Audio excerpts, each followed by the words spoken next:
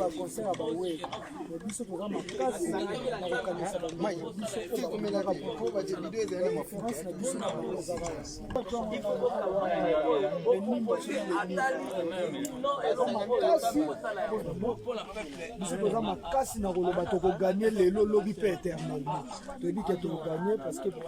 sommes au cimetière de Nécropole.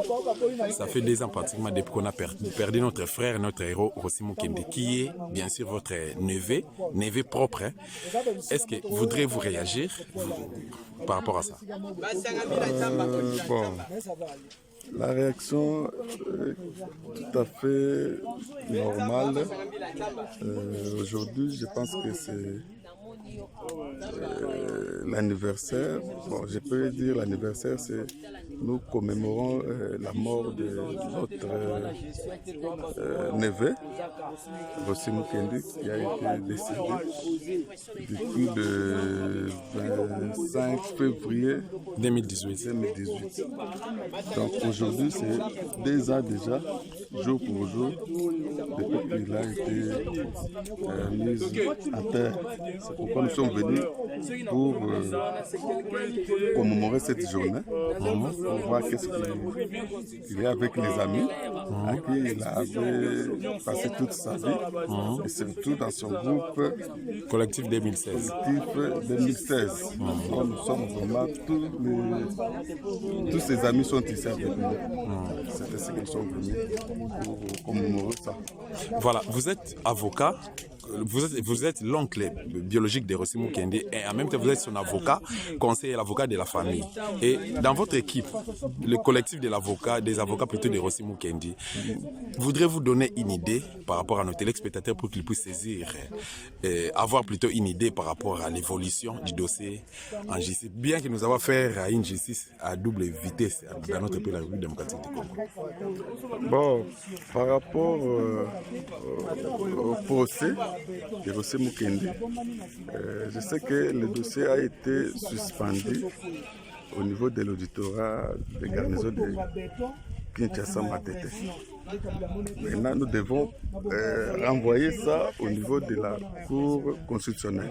C'est ainsi qu'au jour d'aujourd'hui, je pense que la semaine qui vient, nous allons relancer ça. Nous allons relancer ce dossier. Et sinon, le dossier est en cours. Est-ce que vous êtes, la famille est en bon terme avec tous les avocats? Bien sûr. Bien sûr, moi je suis parmi les avocats collectifs. Donc nous sommes vraiment en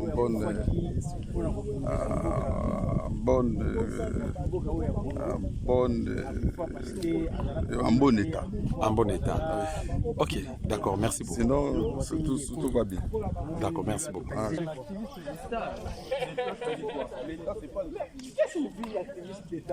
On peut s'en aller explication Nini kobenga benga boy. Nini? Calme-toi. On a Nécropole. Le Bokota. On sera là petit.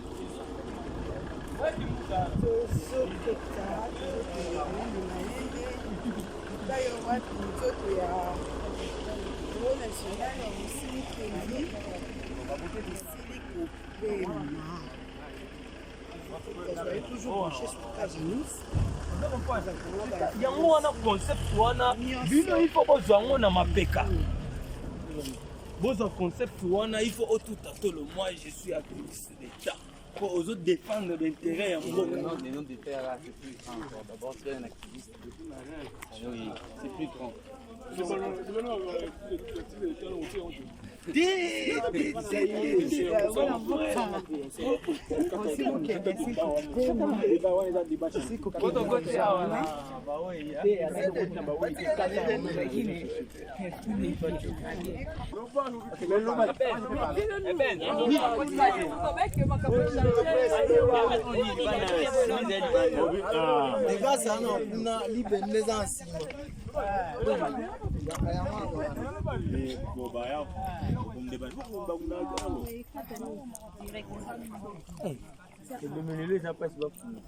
À moins qu'il y ait 10 000 lélos, Pour dimanche, c'est la presse, c'est venu.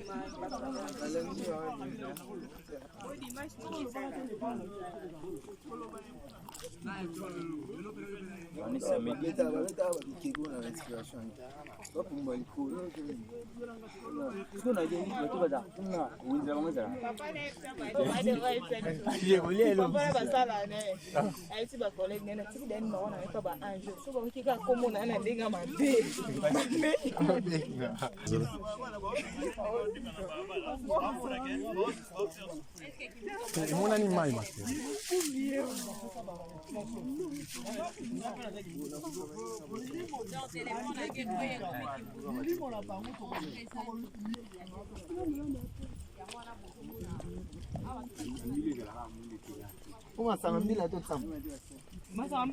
Boko lango, hein? Non. Même pas.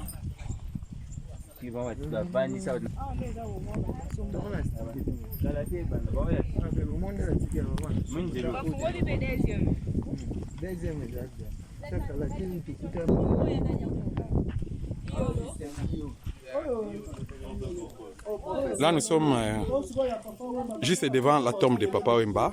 Oh, Papa Wemba. Oui. Oh, vraiment, Mouzoé, Papa Wemba.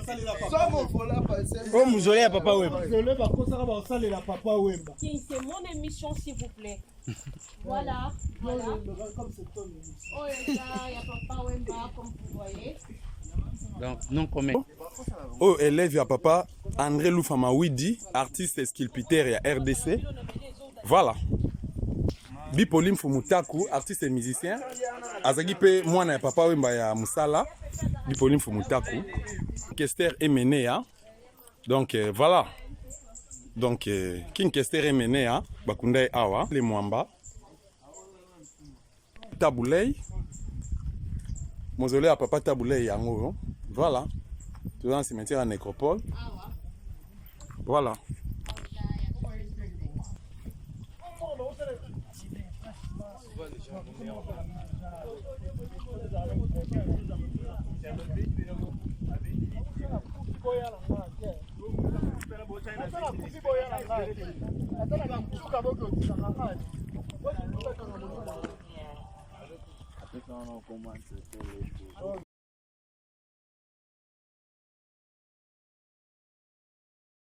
Là, je suis avec Nathalie Chimanga, la sœur, c'est celle qui vient juste après Rossi Mukendi Chimanga.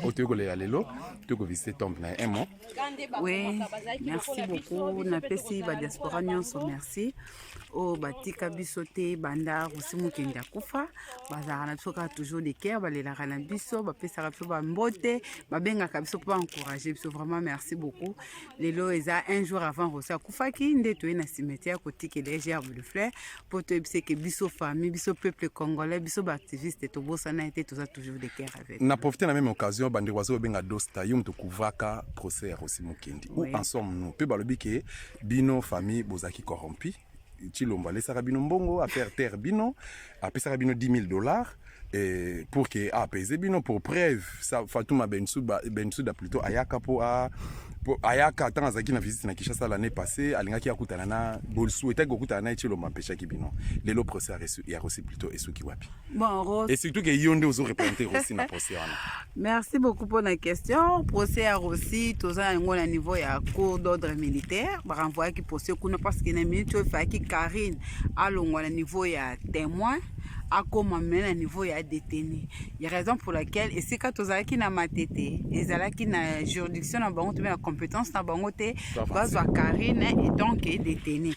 Yango na bazwa ki procès batinda ki biso na cour d'ordre militaire au bazin un peu likolo à Karine parce que kuna ba ko bengisa général Kasongo Kasongo Sivano Kasongo kozala Delphin Kayimbi oyo boyoki lelo bapekisi ya bima lelo Kinshasa pour aller en Afrique du Sud à kozala. Il y a beaucoup d'autres ex-autorités au bazaki na mboko bazaki derrière assassinat aussi ba kozala na procès wana neto kendaki na cour d'ordre militaire na kendaki kuna ngalo kwa na zaki comment dire plaignante no na kendaki na sambaki ba komaki na signaki maintenant tozozela jusqu'à là appel na bango na ba bengi biso te espérons ndenge ba changer magistrat. Au magistrat, oui. Au magistrat. Espérons que ça va évoluer. Vraiment, nous sommes là derrière la justice de notre frère. Tant que la justice n'est pas rendue, Nathalie Timanga nous a empêté. Je donnerai ma vie pour que la justice a aussi aide à la rendre. Merci beaucoup. Voilà, oui, que papa Patika Ibiso, parce que Athéna qui même discours que yo. Ouais. Est-ce que vous avez que nos lobby, famille peut-être ils ont compté na yo, ténacité na yo, bravoure na yo, engagement na yo par rapport à l'Ikambo oyo, lobby PEP otika famille tika la pamba. Papa, aussi au coup tika ka testament. Alors il va colorer le sol congolais, il a coloré. Papa nanga loba ki ba bomi aussi, muto bomi aussi bomi. Papa, si la cause est juste, Nzambo aza likolo, o justifier cannabis. Mokileze bangote, mokileze bangote, mokileze nzambe. Basuki wa plelo. Baba benga bansuki banani bazab. Dozali. Bosando ba te no bon eko simba. Et Simba, force à ngana pour Simba. Le peuple gagne toujours au gagner procès. Merci. Merci beaucoup. Tout bon idée.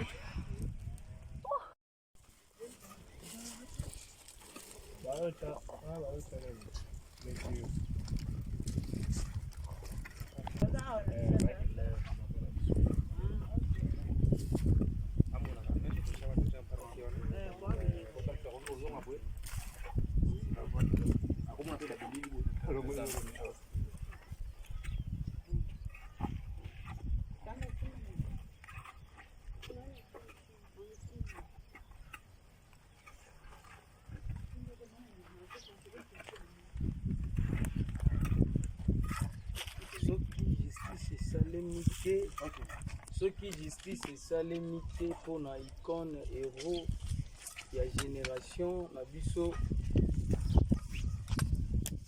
tokolongola moto oyo nyonso akokanga justice ya mboka pour que justice esalema te mpona bavictime ya alternance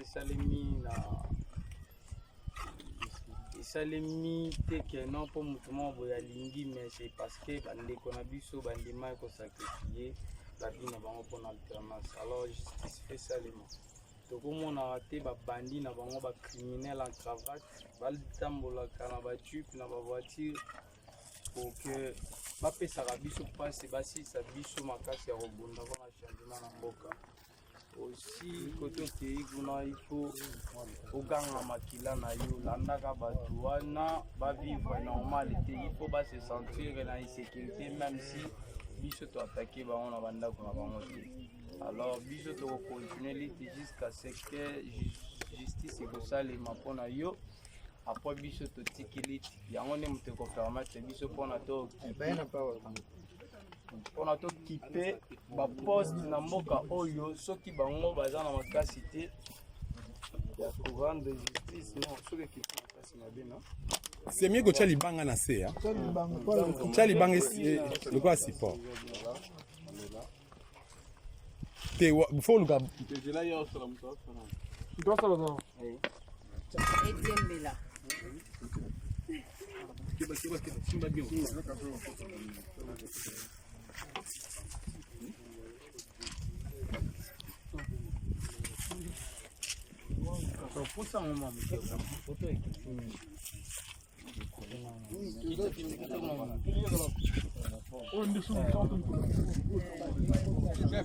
Non. Master.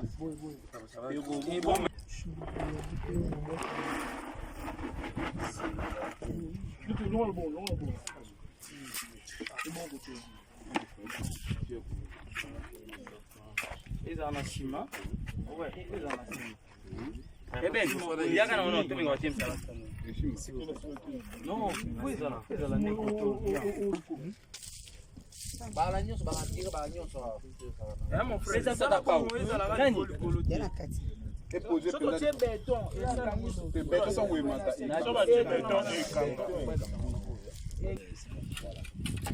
Voilà. Le peuple gagne toujours visa des avoirs. Les peuples gagnent toujours. C'est le message qu'on a besoin de faire. King.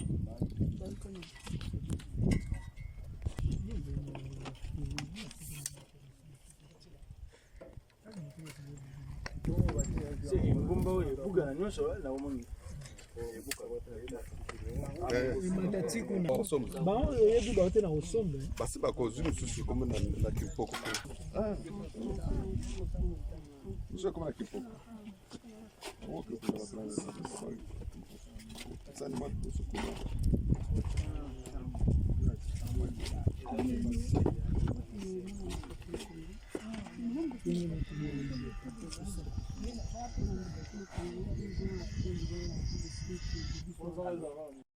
Yesu maboko uyake mbona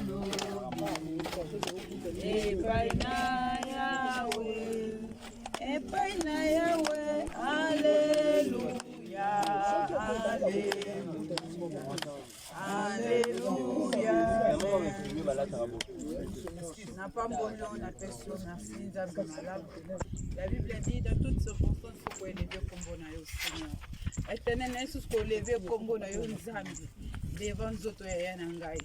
Seigneur akokisi moto uteki na mabeli ya kuzoma. Éternel que la gloire seule et on n'est pas inanimé parce qu'on ne peut rien. Le donc que nous avait donné aussi et c'est toi qui as voulu que aussi azon n'est pas inanimé. Que certainement parce que vous avez dit nzambo kotika la nzambe. Éternel na vie ete ya nangai azali kopema na kimia. Ya nangai azali na bisika na kembo. Ya nangai azali na bisika au Père éternel kopesa kombo na lokombo. Laisse que la gloire, l'honneur, la puissance, la sainteté te soient rendues.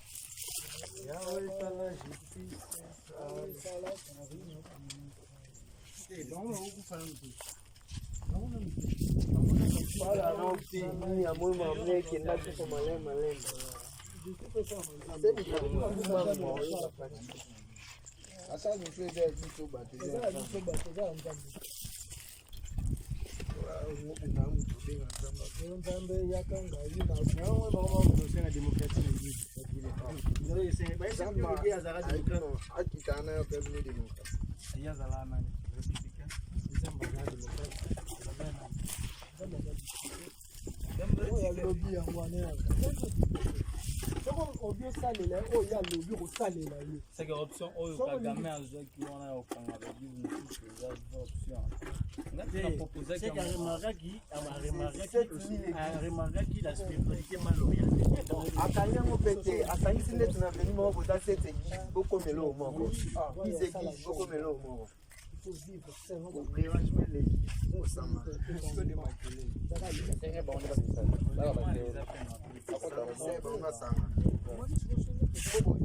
nzambe moko bo bosalisaka ndako ebele moi église biso 4 personnes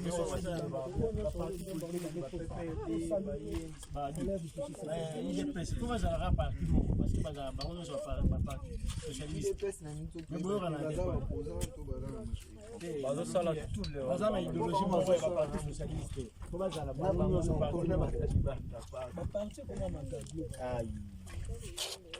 magabio politique baparti ekomi lowa baeglise ya lokuta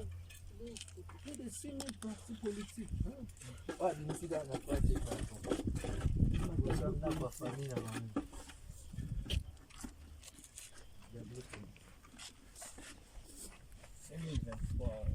nous avons dit candidat compétent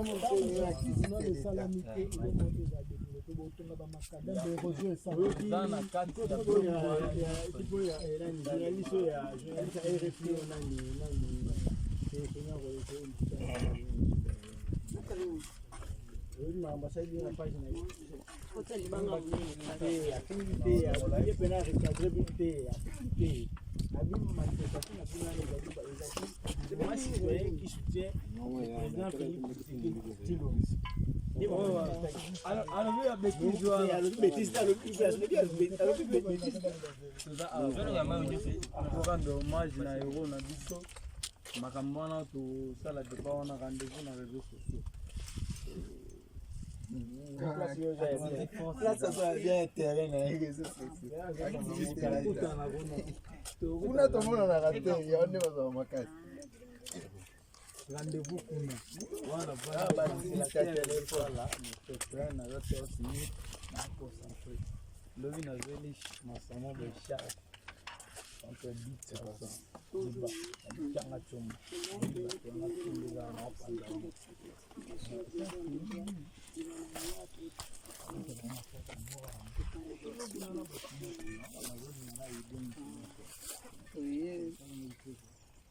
koranda bango susu hommage lelo tozokanisa bango tokobosanaka bango te rosi ebanda rosi akufa ti lelo dossier etikala bongo justice esalama te yango tozosenga na bakonzi oyo baza na mboka oyo to baoyo baza na libanda mpo justice esalama mpona nkombo ya rosi mpo baoyo baboma rosi baza na mboka oyo Karine atambolaka na mboko butu moi bayebi eye muta luka liwa ya rosi pa boma rosi. Karine aboma rosi badekora ye akoma mokonzi pona makila ya rosi. Aboma rosi ye atika ye na mokili azotambola rosi lelo famille ya rosi ye biso tozali awa totikalaka boye.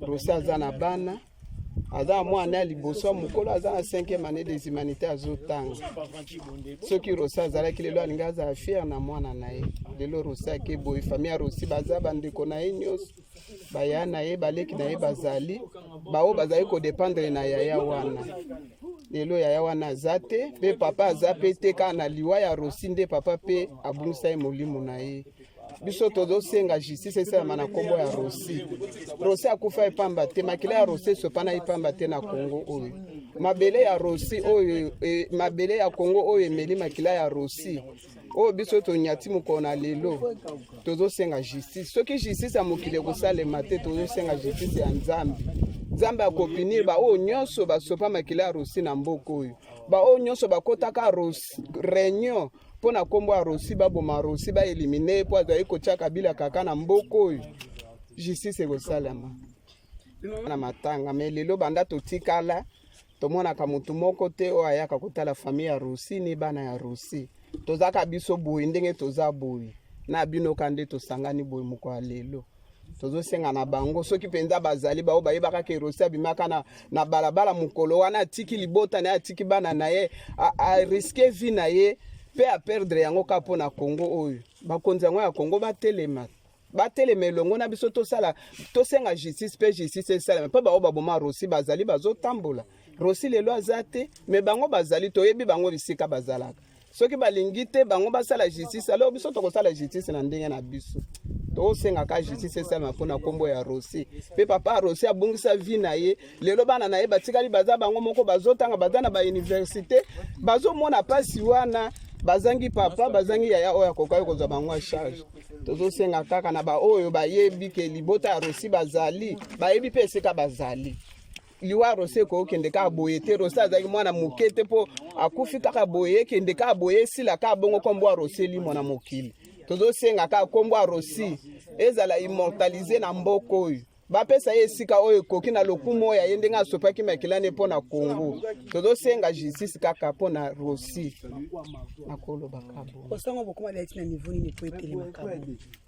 bon dossier yango tokendeki na batinda biso na palais de justice mpo cour d'ordre militaire mpo tokende kocontinue dossier ya rosi po balobaki esika tozalaki kuna oyo ya limete bazalaki na compétence wana te mpona kokata mpe kojuge likambo wana mpo likambo oyo ezalaki na bamikolo bakonzi ya mboka oyo bazalaki na kati bazalaki cité na liwa ya rosi alors ekoma kuna bafandela dossier balobelaka yango mpe te babujaka te bafanda na bango balobi Rossi akufi na ye akende kaka bongo akokende bongo te tokotika mpe bongo te ata na pouvoir oyo te ata oyo ekoya tokosengaka kaka justice na nkombo ya Rossi.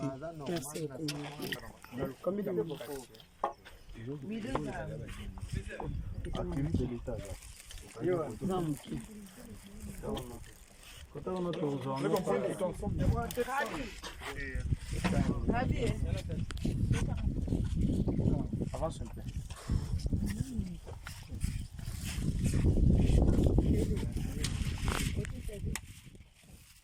Mbuta kwa bima kwa ifuna cha mwasoi.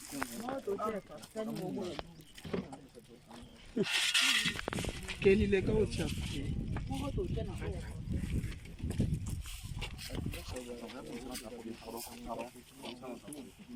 Oh, mon Rossi, mon ok, oh, chaque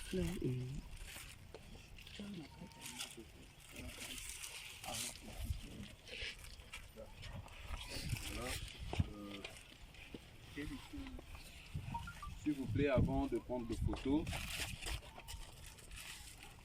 on voudrait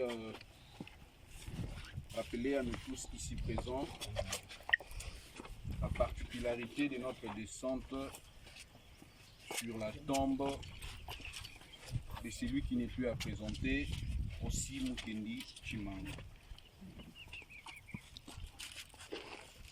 Le collectif 2016, son mouvement, accompagné de la famille et des autres camarades des organisations sœurs, nous nous sommes donné la peine de venir aujourd'hui sur sa tombe pour renouveler un serment. Le serment est connu, qui doit être en fait réalisé ou soit concrétisé. Le serment est clair, c'est le peuple gagne toujours. Étant donné que la victoire du peuple congolais est discutée, les débats est lancé dans les réseaux sociaux et partout, nous nous sommes dit de ne pas se laisser faire, mais que l'on vienne sur sa tombe pour exprimer un vœu et un souhait patriotique. On ne sait plus aujourd'hui descendre sur la rue pour recevoir des gaz lacrymogènes parce que celui qui était notre ennemi commun semble ne pas partir. On ne sait plus descendre aujourd'hui sur les rues et se voir tirer dessus dans des paroisses pour une simple raison que notre ennemi commun ne sait plus signer des ordonnances engageant les pays envers les tiers. Voilà pourquoi en ce jour, le plus grand souhait patriotique que ceux-là qui ont connu Rossi, ainsi que sa famille, et celle de voir une justice en mémoire de Rossi. Voilà pourquoi en ce jour, nous nous sommes dit de renouveler un serment et aussi d'exprimer un souhait, c'est lui de voir que la justice est salement en mémoire de Rossi. On peut beau pleurer aussi, on peut beau verser nos larmes, oui c'est l'impuissance d'un homme face à la souveraineté des dieux. Et on ne sait plus aujourd'hui se dire Tolela Rossi. Pourquoi? Parce que pour les uns, il y a eu la victoire, pour les autres, il n'y en a pas encore eu. Qu'à cela ne tienne, nous allons au-delà de tout ce que les gens peuvent dire, mais nous restons dans notre logique, celle de voir que la justice soit faite en mémoire de Rossi. Aucun combat ne peut être mené sans que justice soit faite. Aucun combat ne peut être mené sans que justice soit rendue. Voilà pourquoi aujourd'hui nous sommes réunis comme un seul homme et déposer cette pancarte sur la tombe de Rossi pour faire voir à la communauté nationale et internationale qu'aujourd'hui, jour pour jour, ça fait déjà 2 ans que la famille est en train de réclamer justice en mémoire de Rossi. Nous ne sommes pas comme les autres qui n'ont pas réclamé, qui n'ont pas déposé plainte et font des bruits sur les réseaux sociaux. Nous avons déposé la plainte et une seconde plainte qui était nominative. C'est-à-dire qu'il y a eu des gens qui ont été impliqués dans l'assassinat de Rossi. Et la plainte a été déposée au niveau des auditeurs. Jusqu'aujourd'hui, l'auditorat est en train de freiner l'élan de la justice en mémoire de Rossi. Voilà pourquoi nous venons les rappeler au monde entier que la justice n'est pas encore faite en mémoire de Rossi. Voilà la particularité de notre descente ici sur la tombe de Rossi Mukendi Tshimanga. Que justice soit faite et nous parlerons d'un état de droit effectif dans notre pays. Justice. Justice.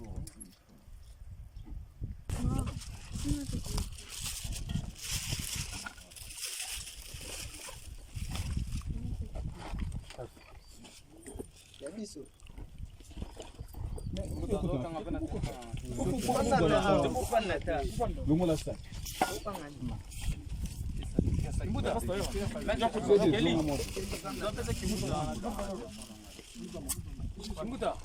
Téléphone lui soit bien. Ah,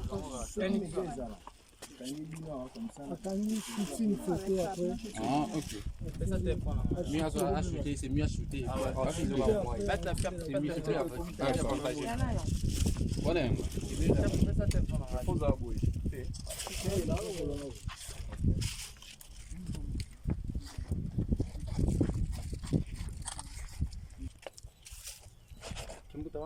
Impérialiste. Changer le logo à droite. Apparemment, vous les activistes pour vous casser, vous ne comprenez rien.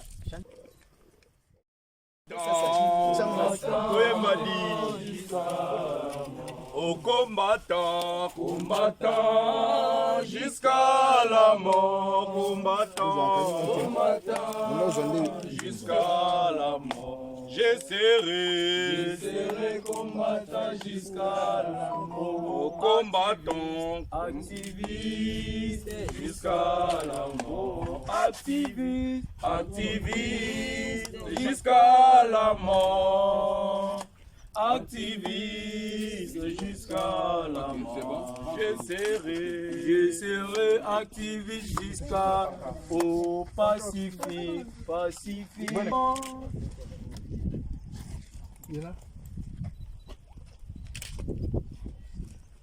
Maman, quoi? Simba ça tu sais? Quel est le makawana? Kosimba pancarte te kosimba. Quel est option na bu? Maman poussa. Quel est kende kuna?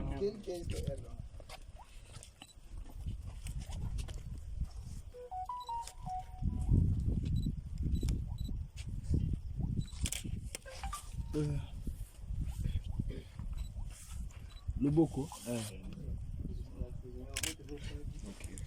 Même toi, il n'y a qu'un. Quel est vidéo ou à côté de la porte?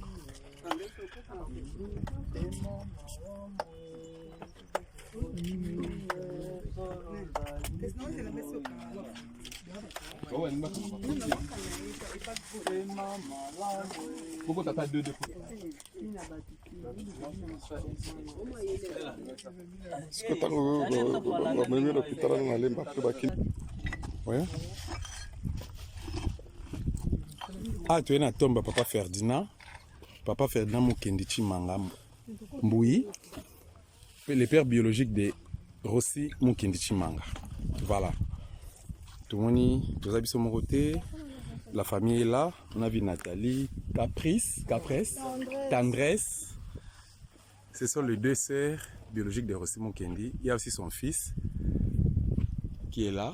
Son fils est né, sa cousine aussi, sa belle-sœur, ok.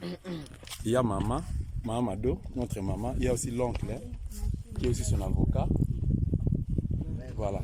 Il y a aussi les amis, les activistes du collectif 2016. Il y a presque tout le monde. Voilà. Tu as aussi un client d'accord et à papa. Ça fait du bien, bien que ça fait mal, mais Nzambe moka yebi. Voilà. Voilà. Donc, nous avons le souci qui peut rendre hommage dessus. Malheureusement, 2 ans déjà. Donc, ce qui est taille de l'autre, nous voilà le retour.